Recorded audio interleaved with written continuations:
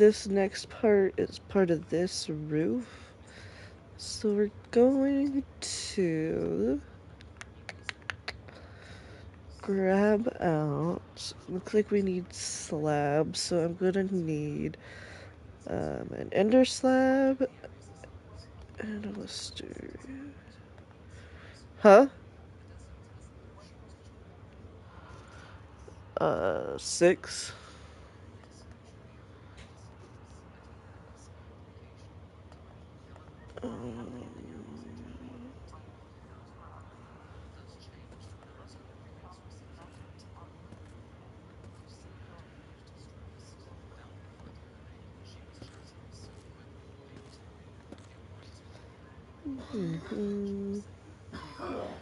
Oh no, this one needs to come back. And now here, boom.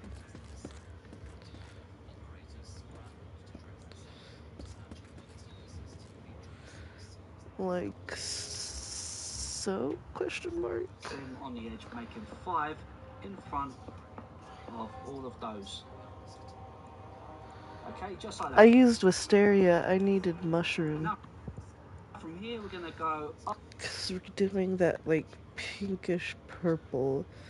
Since everything else is purple, but nothing else really works with the dark color, so that's like the only one that gets to be dark purple.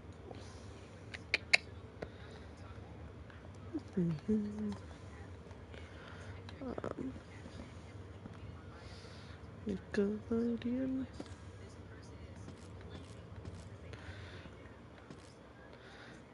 Ooh.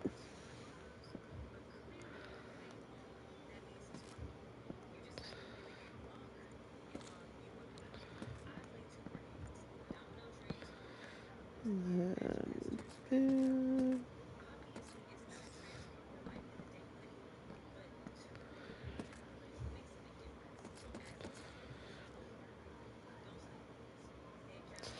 yes, okay. Up one, and then up one until we get to there, and then we're just gonna do the same thing, extending them. And then up one, and up one. Over, break that one on the back, bring over Okay. 5. I can do that, that's easy. Boom, boom, boom, boom.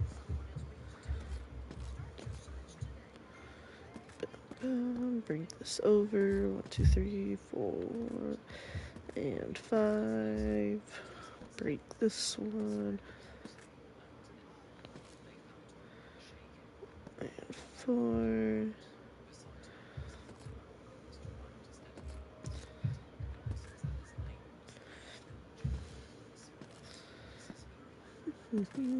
Oop.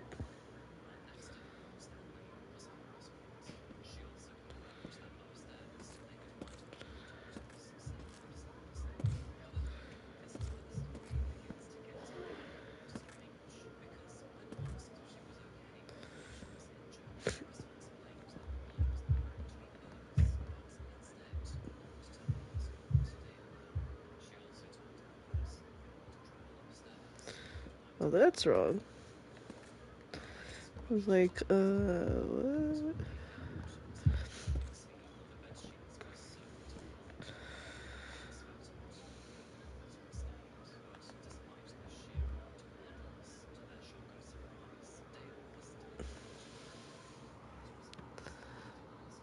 Temporary one, break that one, and join it to there, and just keep doing that same pattern like so.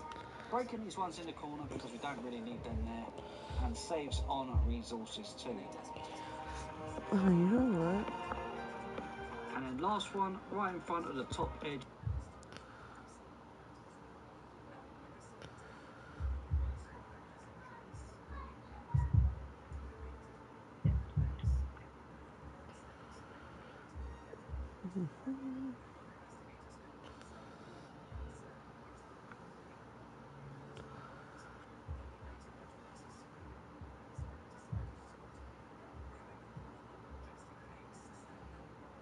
edge of the planks there. We're going to do that. Then we're going to get our spruce stairs, and for this one here, starting from the left hand side, okay, from the left hand side here, put your spruce stair here, run them across, and on this corner log here, turn it, run them across and then turn, run them all the way across on this section because we don't need to worry about turn. Okay, and now I need the stairs.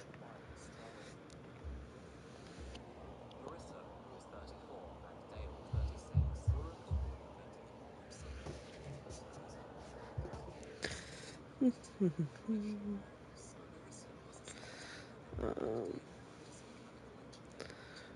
bum, bum, bum.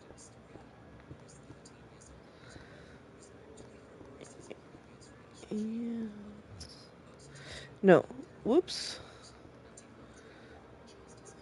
And I'm assuming just finish it, connect everything. Turning it for this piece. Okay, now what we're going to do is repeat what we have here all the way up. So we're going to just basically bring this one all the way across like this, place a temporary stair there, one there, break that one. Temporary stair, one there, break that one, and then extend those across. And then lastly, on the top here, do the same thing again, just like that. Okay, now we're going to do the same thing. Let's move over, just like this, extend this one all the way across, and then turn the stair on this one, turn the stair here. Of course guys, we're going to just repeat one forward, break that one behind, and we can extend those. And I think for this corner one here, I am going to just turn it because we're right at the top there, and I don't think it's going to match up with the corner otherwise, so we're going to leave that like that for the moment. I see, okay.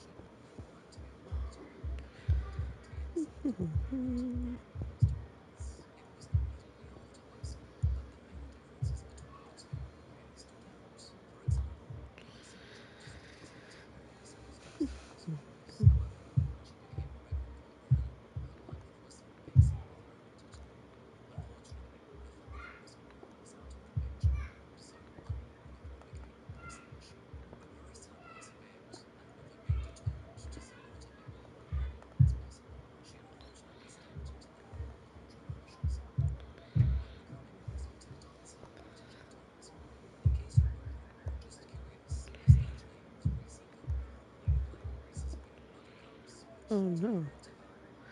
Oh, what I was doing.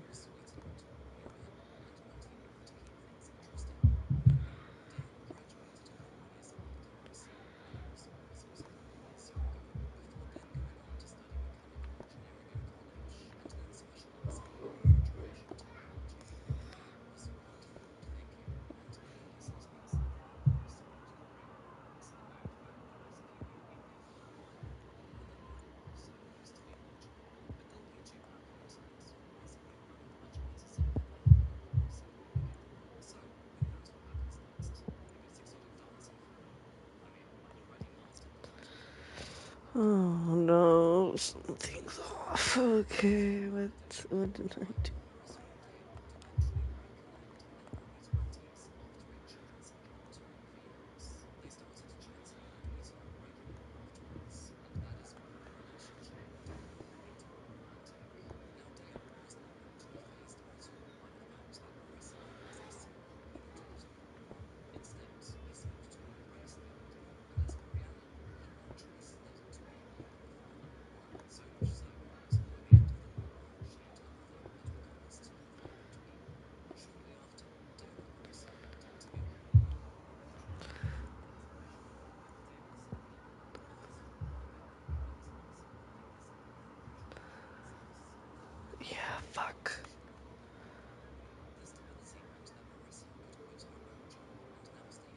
Okay, this is where this row is supposed to end.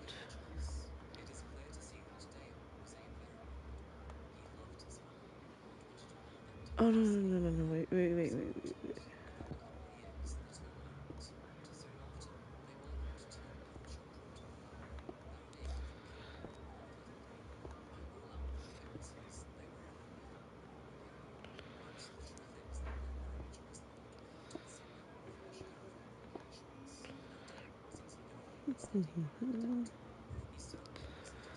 Okay, yes, it's all on the same level. Thank you, God. I was gonna cry. Okay.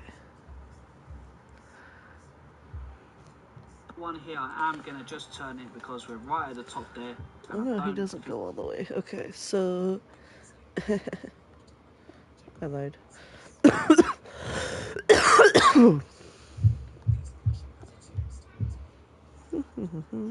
think it's going to match up with the corner otherwise. So we're going to leave that like that for the moment.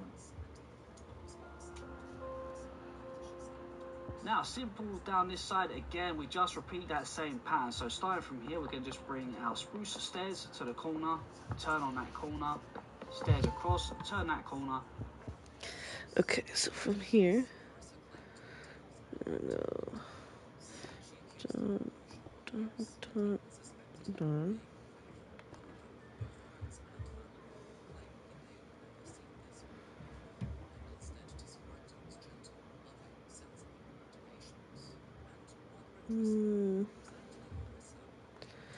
I think that one needs to be orange.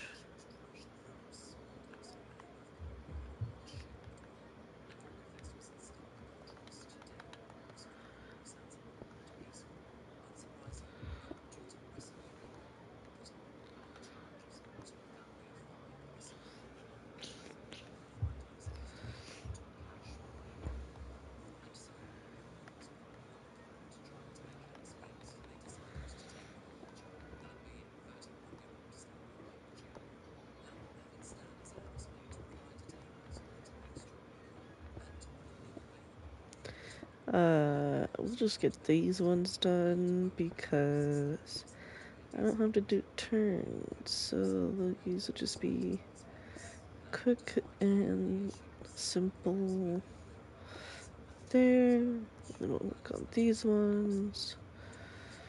Boom. 2,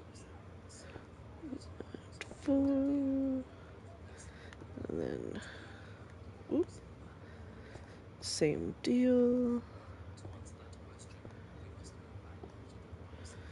And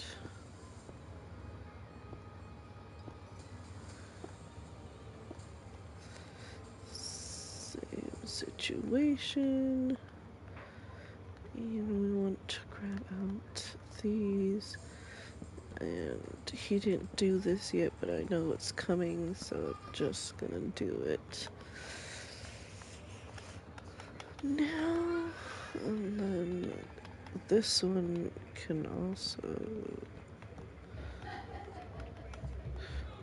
And then bum.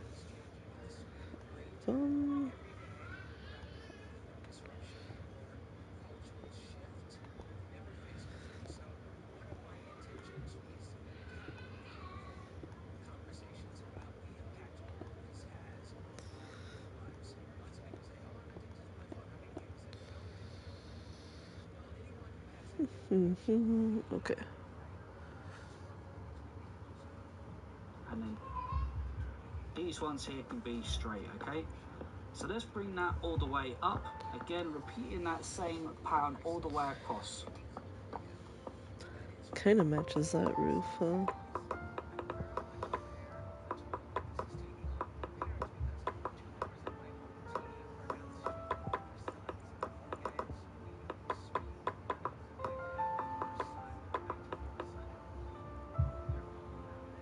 Okay, once it's all in place, guys, get your spruce planks, and in the top here, we can just go ahead and cover up this gap here. And then we'll get our dark oak slabs, and we're just going to put them across the 4 blocks that we just placed. We should be able to do 5, 5, and then 5 in the gap like this. Okay, that looks pretty good now. So now over here, we're going to just quickly create our little overhang for this balcony. So what we're going to do is we're going to place one there and then bring it out, break that one behind. We can then go ahead and bring that one over. As you can see, that now aligns with this section here. So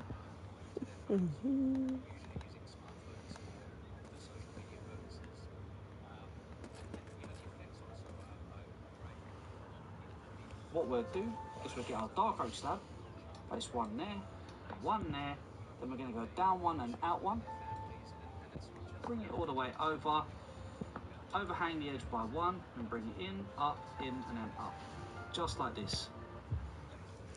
Okay. So, bomb.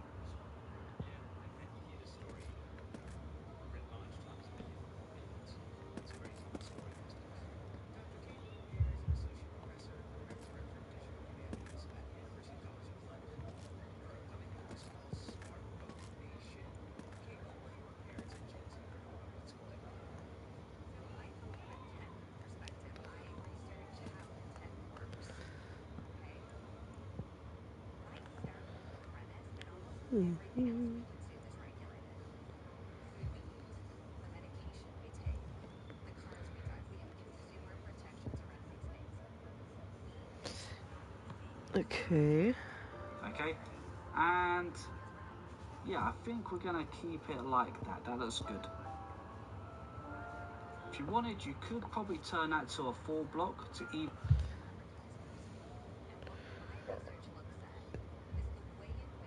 Okay, Now,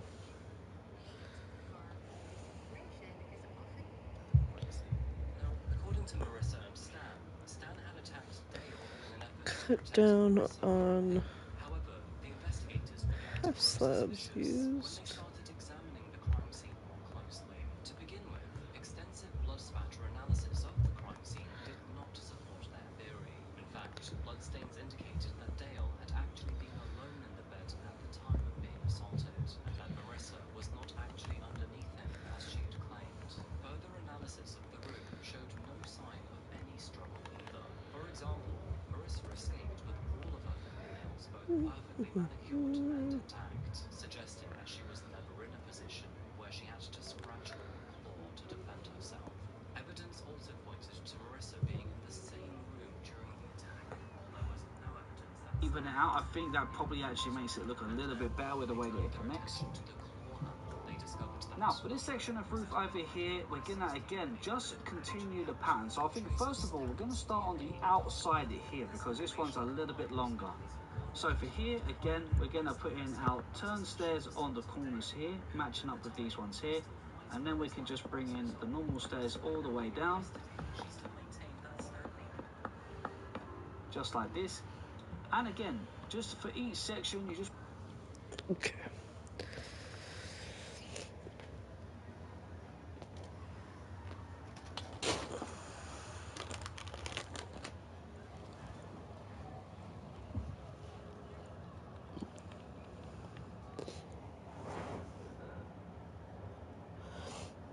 was in fact the one who actually attacked Dale. She would even create a written statement confessing this. But again, the investigators were not so convinced, to say the least. There was something about Marissa's story that was not quite adding up, and everybody knew it. But how, or what, or why was still anyone's guess. And so they began to take a closer look at Stanley Cook and his version of the events. And what they found was deeply concerning. So, as it turns out, Stan was actually in a serious motorbike accident back in the year 1998, which left him not only with a brain injury, but severe short-term memory loss. Which of course leads us to the night that Dale was murdered. And, surprise, surprise, he eventually confessed to officers that he couldn't remember anything from that night. Apparently, it was all just one giant blank for him, and so he relied on Marissa to tell him what had happened. And And of course, that leads to the obvious possibility that Marissa might have been using his memory loss for her own personal gain. So, this was enough for the officers to feel uneasy about the situation, but not really enough to convict her. They needed more evidence first, and, of course, a motive. So I was I don't hired think to that's convince enough you of to a play Idol, but I'm difference. gonna tell you right now, don't play Idol. It's a free MMO. Without Let's any see. substantial evidence, Marissa was permitted to post bail and then return home. Meanwhile, detectives continued to look for more information. They began by conducting a deep dive into the family's emails and financial records, and what they found did not paint Marissa in a good light whatsoever. It turns out that her bank statements showed transactions that could not actually be linked to Dale's earnings, meaning that Marissa had a secret source of cash flowing into her bank account. And we're not talking 10 or 20 bucks here, but hundreds of thousands of dollars. So, where could all of this money be coming from? Well, it didn't take long for the authorities to find out. It turns out that Marissa had actually been leading a secret double life, and one that Dale knew nothing about. She had found herself a sugar daddy, and one that she believed would solve all of her money problems. The man's name was Alan Flores, a wealthy businessman who was ready to spoil Marissa for as much as she wanted. They exchanged emails, and then phone numbers, and then over time began a sexual relationship, and all of this spanned for more than 2 years without Dale's knowledge whatsoever. So, in essence, over the course of 2 years, not only was she That's carrying an perfect. affair, but she was trading companionship and That's favors for definitely cash, more all of a behind Dale's change back. than the And other would you one. believe that she received more than $360,000 from Alan? However, despite the arrangements, it wasn't actually all that peachy between the two, and after a couple of years of infidelity, Alan had grown tired of Marissa's endless demands. He wanted out of this situationship, and it turns out that he also wanted all of his money back, and if she couldn't pay him, well, Alan threatened legal action to recover what he could. Now, obviously, this would have exposed her secret affair, and that is when Marissa panicked. Facing the potential destruction of her marriage and her family, legal charges, and a massive debt she couldn't repay, Marissa was quite clearly in very hot water. As her debts mounted and tensions escalated, Marissa faced one horrible choice: confronting her looming financial ruin, or escape it by any means necessary. And tragically, she chose the latter. While detectives were slowly learning about all of this, Dale still remained in critical condition. An emergency surgery had somewhat stabilized him at the Just time. want to copy the same as He the never section woke below. up. So here, Dale lay we copy this unconscious section of in that flag. hospital bed, This one here trapped is in the turned, limbo so we're going to between turn, life and death, break with that the one rest there, of his and then family just at bring his the rest side. across. As the weeks Like passed, their confidence in his recovery that. never That improved, matches up with the and one by again February the below, 9th, and doctors same at again home here, made the heartbreaking bringing that all the decision way to across switch off and his life matching up with the support, pattern and all at the the way. age of 34, Dale passed away, surrounded by his loved ones. Now that Now we're just Dale going had to lost repeat his that until life we get as a to the result of top his center injuries, point of Marissa's the loop. charges Okay, so we're going to escalated repeat from it across assault these to two full-blown levels here. homicide. Okay, so And let's with get that this all in case now place. effectively a murder investigation, the authorities made the decision to bring her back into custody. However, they wouldn't have to look very far for her, because a little while after his death, Marissa herself turned up in hospital.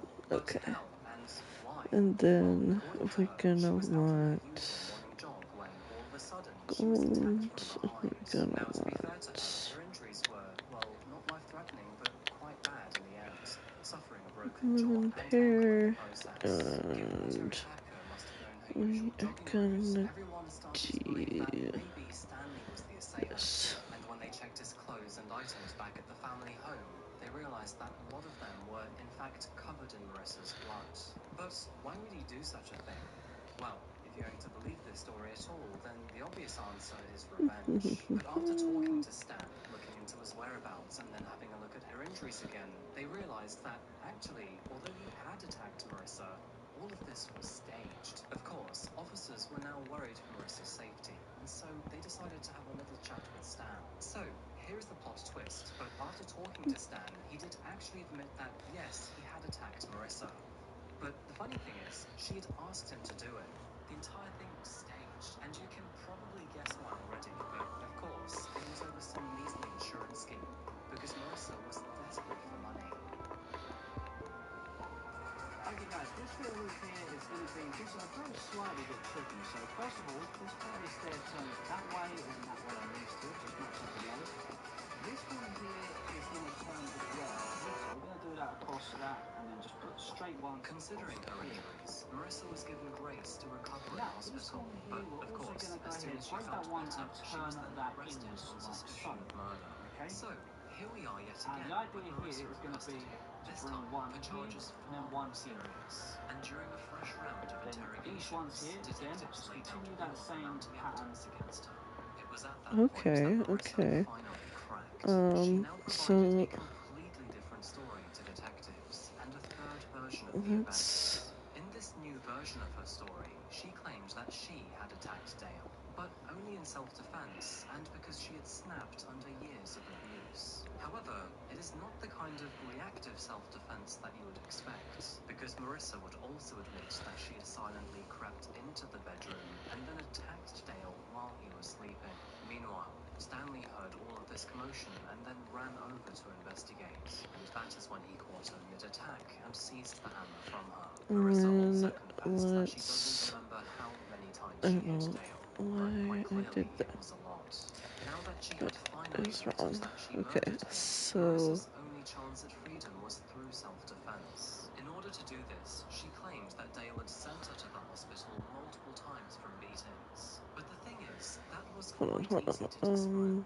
All the investigators had to do was search her medical records and hospital visits. And, well, they found absolutely nothing to support this theory. She also tried to claim that one time Dale had pushed her so hard that her shoulder dislocated. And the idea here is going to be to bring one in. Okay?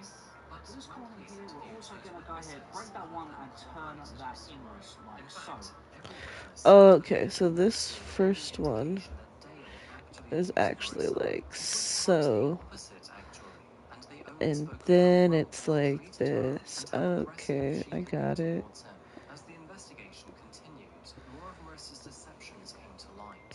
For example, friends and family recalled Marissa making outrageous claims about a large inheritance from her stepfather, who, as it turned out, was still very much alive and never left her a penny. She had even explained that this inheritance was arranged by one of her stepfather's ex-lovers, who she named as Alan Flores. But the truth is, he was actually just her sugar daddy. And speaking of Alan, by now he had confessed to the officers that, yes, he had been sending Marissa hundreds of thousands of dollars. Not only that, but no inheritance existed. It gets even worse too. Alan also claimed that she had tried to blackmail him into murdering Dale for her, and when he refused, she floated the idea of murdering him herself and trying to frame it as self-defense. Armed with this information, officers now saw Alan as a key witness against Marissa, and although he was hesitant to testify at first, all of that changed when they executed a search warrant on his own home. And that's because, amongst the data on one of his hard drives, officers found illegal material of underage people, which of course they saw as a tool to try to get him to testify. Now, this is kind of like fighting evil with evil, but the authorities offered Alan a deal. And the idea They here basically is said going to that be if he were to to bring testify one against here Marissa, and then one then here. he would receive partial immunity against his Then own these charges. ones here, again, And just weirdly continue enough, that but same while in pattern. court, they also promised that they would portray him as some Okay, sort of so victim of it's as Marissa's if and the not a roof was villain. coming out, So we're going to build basically, this they bit portrayed here this as if it was predator one as an further out innocent as person, well. merely because there was another large This one predator here, in the room. Yeah, turn it here, like that. and join it like so. Now, obviously, Alan Now get wanted your to take that spruce deal, planks, and with Marissa's and in revised here you're going to confession, put one there Alan's and just info, fill in witness these little gaps testimonies, here and and then all bring of it those across there financial like so. records, the pieces of Then the we're going to go puzzle ahead. were finally coming Okay. together. With all of this information, detectives So, could now conclude that the main motive behind Dale's murder was quite obvious actually. It was money. By now, Marissa was way in over her head, and in an effort to pay off the $360,000 that she owed Just Alan put in a and slab all of there, her other slab lines of there, credit, and then she decided slabs to across murder there. her These are husband dark oak and slabs, then all of collect these all of ones. his life insurance. Unfortunately, it's a story Okay, that now we've the seen rest of the route 1,000 here is times just before already. continuing the On same February pattern. So 27th, again, where that's turned, 2009, we're going to just go Marissa was one in, formally charged with one one count in, of first and then degree one in murder, there. and prosecutors announced that they Same would on this seek one. the death Let's just bring penalty. it in. Surprisingly, it would take 5 long In years there, for her to finally stand on trial, and by And 2014, this one here, her case had captured and that one headlines there. all across Arizona. With Jodi Arias still fresh in the public's memory, media outlets One drew more to the immediate top level there. comparisons. And then all we've got to do Jodi, now of is course, just also connect claimed the stairs self-defense as and normal accused across her these sides brother here Alexander of until we seducing. reach And the with both stair of that them is turned. sporting long dark hair and glasses, some people even believed that the two were related. Marissa's trial began in January of 2014 and would run Oops. for 4 And then once you've done that, guys, it's just a Nobody matter said of Oh, yeah, tucking in yeah. some gaps, spectacle. fill Now, all these gaps across the top here, quite and then obvious. on top of those planks, let's go ahead and put in some dark oak slabs all the way to here, and that finishes off that bit of roof there nicely. Now over at this side here, we're going to go ahead and get our spruce slabs, place one on this corner, one on this corner, and then we're going to put one here and one here. So it kind of looks like a little support holding up. Oh, hold on, sir. Okay. So then we're gonna come back over here. I'm gonna do here. And then we're gonna do here. Here and here. But Marissa's defense would stick to their narrative. In fact, they would even put Marissa's now 18-year-old daughter Rihanna I think it'd be better like that. was not related to Dale, discouraged the householders. That bit doors. Then we're going to go ahead and put in our spruce fences around the edge. Just And we will use, we will use the ender fence. So, which of course could be indicative of abuse from Dale. She also had antisocial personality disorder.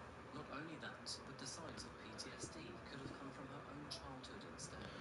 Marissa's trial wrapped up in early April 2014, where the jury then got to work on deciding her fate. It took nearly a week of deliberation for them to finally reach a decision. to finish off that and make that look nice. Over here, we're going to go 1, 2, 3 of our spruce fences in front of all of these. In that corner there. Once we get to this corner here, we're going to go ahead and we're going to put in a stair, I think, on this one. We're going to put in an extra slab just there. okay. So,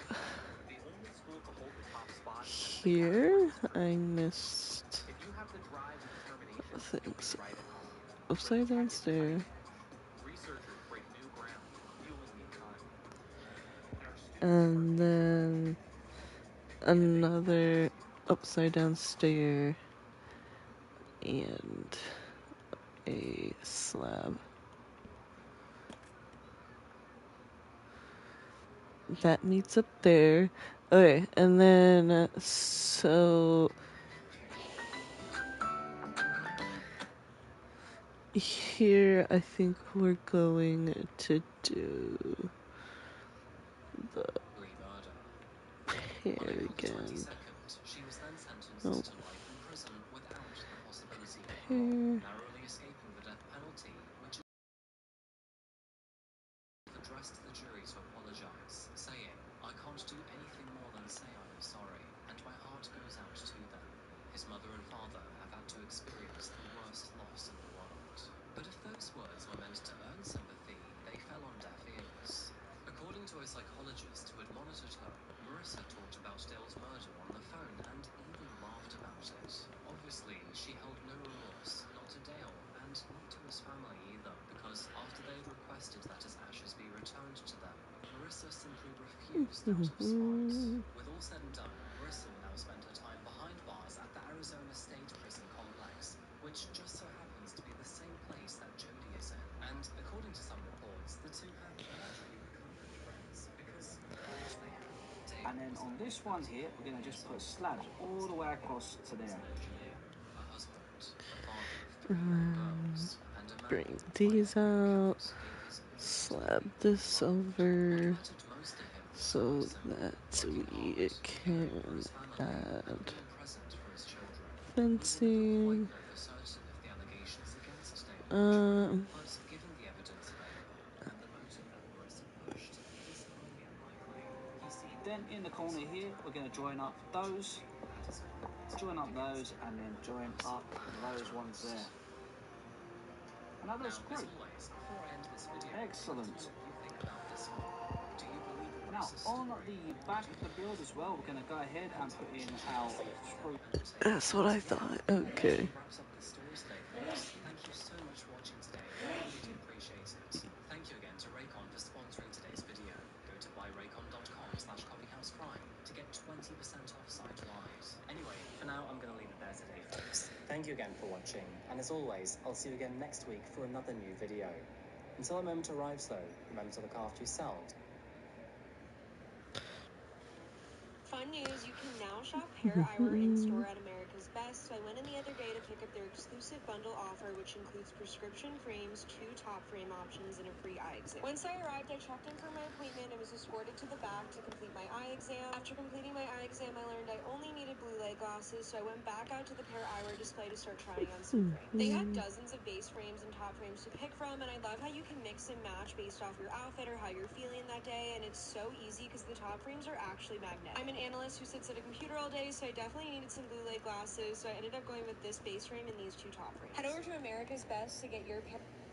This woman from North Dakota poisoned her longtime boyfriend with antifreeze after believing he was about to inherit $30 million, was planning to leave her. Except the inheritance was completely fake. It was from a scam call. And now she's serving 25 years in prison for a crime that accomplished absolutely nothing. So it's safe to say, this is one of those stories that I'm covering where every single detail makes the situation worse. Because what started as a decade-long relationship ended with a poisoned sweet tea, lies, and a scam that destroyed multiple lives. Make sure it's against the killers pleaded only, and you guilty should to be able to get fatally 4 poisoning her boyfriend with antifreeze, will serve 25 years in prison. I feel like all of us are kind of sitting here like, okay, how did this happen? Okay, once well, that's all in this place, is it's Ina time to get in Theakinoyer. your She's a windows. 47-year-old woman from Minot, North Dakota, who had been in a Shows, relationship with and Stephen then right Edward above your Riley window, Jr. for roughly a 10 lantern. years. And by all Okay? accounts from both Do friends that all the and way court across documents, this they side. seem like a pretty typical Yes, long-term sir. couple I got living it. together in the Minot area. Stephen was 51 years old, had 5 sons from previous relationships, and maintained a solid circle of friends who genuinely cared about him. Nothing about their relationship seemed unusual or alarming from the outside. However, in early September 2023, Stephen received news that would completely change the course of his life. Unfortunately, not in the way he originally thought it would, but it definitely changed the course of his life. Because Stephen received a phone call informing him that he was about to inherit $30 million from what was supposedly a distant relative or estate abroad. And Stephen was instructed to meet with an attorney at the Minot Airport September 3rd to sign paperwork and complete the inheritance transaction. According to Stephen, and everyone he told, this was legitimate, real, and about to transform his life.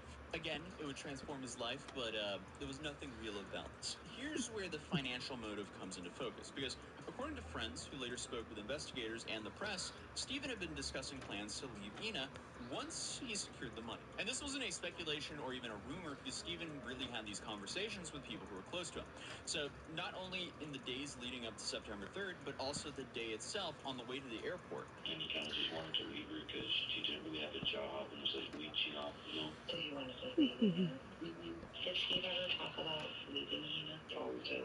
Okay. Every day. And based on what happened next, Ina was aware on the intentions to end the relationship. So one friend told police that earlier in the morning on September 3rd, before the airport meeting was scheduled, Ina had thrown Stephen's belongings outside of their home. The friend described Ina as visibly angry and upset because Stephen was going to leave her once the money came through. So now we have this woman who's about to lose her boyfriend of 10 years, who's watching him prepare to come into $30 million, and I guess she just decided that letting the relationship end was not an acceptable option. But Ina, I guess, just came up with her own solution to this problem of hers. She believed that as Stephen's common law wife, that she would legally be entitled to a portion of his inheritance after his passing. So on the morning of September 3rd, as Stephen prepared for his meeting at the airport, Ina was making him sweet tea throughout the day. So according to the court documents in the arrest affidavit, this is when prosecutors say that she began putting ethylene glycol into his drinks, which is antifreeze. And it has one particular dangerous characteristic. It's sweet tasting,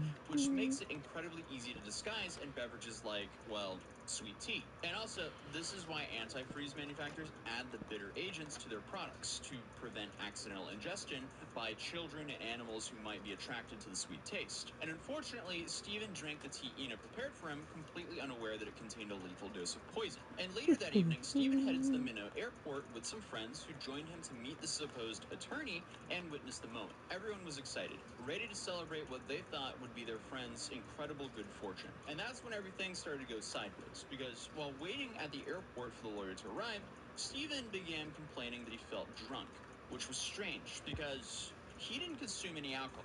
So the people who were present confirmed to the investigators that Steven had been completely sober throughout the entire day. He made that comment that he had not been No, drinking.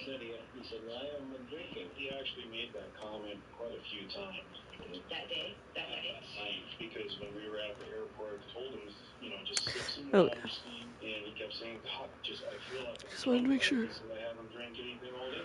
One friend, Billy, told police that he'd spent most of September 2nd with Steven, and Steven seemed to be completely fine. No signs of being sick, no indication of physical distress, nothing unusual at all. But now, less than 24 hours later, Steven was telling everyone that he felt intoxicated. Then, the stomach pain started. Because suddenly he started complaining about severe stomach pain and became increasingly unsteady on his feet. His friends watched as he nearly fell over multiple times just trying to walk. So his condition was deteriorating fast, right in front of everyone, and it was kind of obvious that something was very wrong. And Wesley Torgerson, one of Steven's close friends who was at the airport later, told the police that within a very short time, Steven's health declined to the point where he was genuinely concerned for his friend's life. He and the other guys immediately wanted to call 911 or drive Steven to the emergency room, but Ina was certain that medical attention was not necessary. She insisted that her boyfriend was just suffering from a heat stroke and needed to just go home and rest. So she claimed that she had medical training and knew exactly what to do for a heat stroke. So there was no need to panic or involve any actual medical professionals. He's not happy. She was supposed to call the ambulance. She never called the ambulance. And I guess just for context here, after looking up the weather, the temperature in Minot on September 2nd and 3rd was between 89 and 95 degrees Fahrenheit. So yeah, it was definitely hot out, but not the kind of heat that would lead you to this situation. And Wesley later said that he allowed Ina to take her boyfriend home because she seemed confident in her medical knowledge, and he trusted that she would know what to do. And I mean, he had no reason to suspect that she was the one who caused Steven's condition in the first place, because they were together for 10 years. Well, when Steve got sick up at the airport, the next day he died. And she said, well, I know what I'm doing. I worked as a nurse for 32 or 34 years, and I started adding, to be a nurse, you got to be 4, 5, 6 years college at 20, and then you add 34 on to 26, which makes her older than she wasn't. She hasn't worked for a long time, so she wasn't telling the truth. And by the time they left the airport, We got here first. You did it. No, she's right there. Good morning, guys. You wake up, good morning, it's a brand new day. Blue skies above, it's a perfect day. She'll be ready. Ready for what? What are you saying happened? Cross the line. Alrighty, I'll see you later. So again, window. Utter Bye. fabrication. Did you know anything about this? I did not do this, you did this to yourself. Am I not owed this? I have a desperate With that, guys, I'm gonna go. Thank y'all for watching. If you watched, leave a like, comment, and subscribe for more in the future. And I will see y'all later. Bye.